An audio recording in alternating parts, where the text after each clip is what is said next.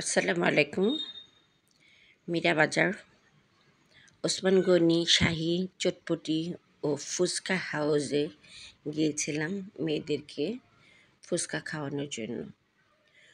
তারপর ওখানকার ভিড় দেখে আশ্চর্য লেগেছে। আমি একেবারেই ওনাদের সামনে চলে গেলাম। গিয়ে দেখি একটা পুরা বালতি মানে চটপটি বা মানে ফুচকার মানে খাবারগুলো বানিয়ে রেখেছে আর সবাই প্যাকেট করে নিয়ে যাচ্ছে। তো আমরা অর্ডার দিয়েছি, তো মেয়েরা বসে আছে। তো ওরা আগে চটপটি খেয়েছে, তারপরে ফুচকা খেয়েছে। তো আমি তো সাধারণত এগুলো খাইটাই না, আমার ভালো লাগে না। তারপরেও আমি খেলাম ওদের সাথে, দেখি যে কেমন লাগে। আমি জানি যে এটা খুবই ভালো। এখানকার মানে মীরাবাজারে যে শাহী যে ফুচকা ঘরটা আছে, এখানে প্রচণ্ড ভিড় থাকে। আমি মানে একটু কনফিউজড ছিলাম যে মানে এত টেবিল চেয়ার ওনারা রেখেছে, এই যে চটপটি খাচ্ছে, আহ, দুই মেয়ে চটপটি খাচ্ছে, আমি বসে আছি আর ভিডিও করছি। তো বলছি যে 2টা চামচ দিয়ে, তোমরা 2টা চামচ দিয়ে খাও, তোমরা হাই বলো। ওরা হাই বলেছে। তো আমার মেয়ে আর আমার মেয়ের বান্ধবী, যে মেয়েটাকে আমি মেয়ে বলি, সেই মেয়েটা, তো আমি মানে কথা বলতেছি ওদের সাথে, দেখতেছি ওদের সাথে, জিজ্ঞেস করছি। ওনাদের মান প্রচুর ভালো।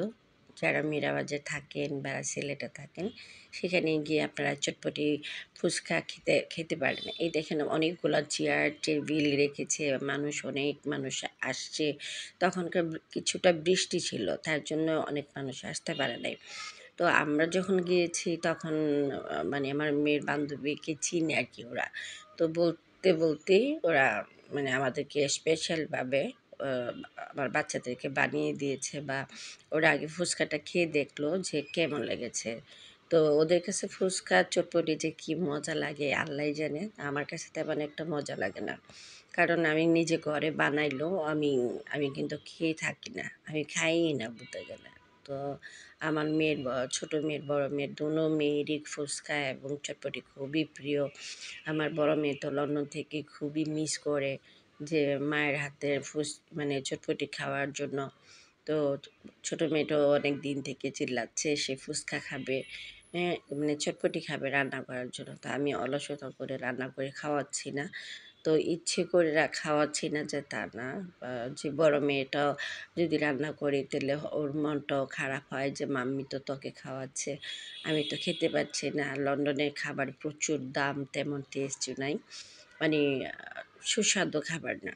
লন্ডনতে যারা লন্ডন থেকে খেয়ে অভ্যস্ত তাদের কাছে ভালো লাগে, আমার মেয়ের কাছে তো অভ্যস্ত নই, তার জন্য ভালো লাগে না। দেশে যে ফুচকা চলে এসেছে, আমাদের 3টা ফুচকা চলে এসেছে, চটপটিটা খেয়েছে।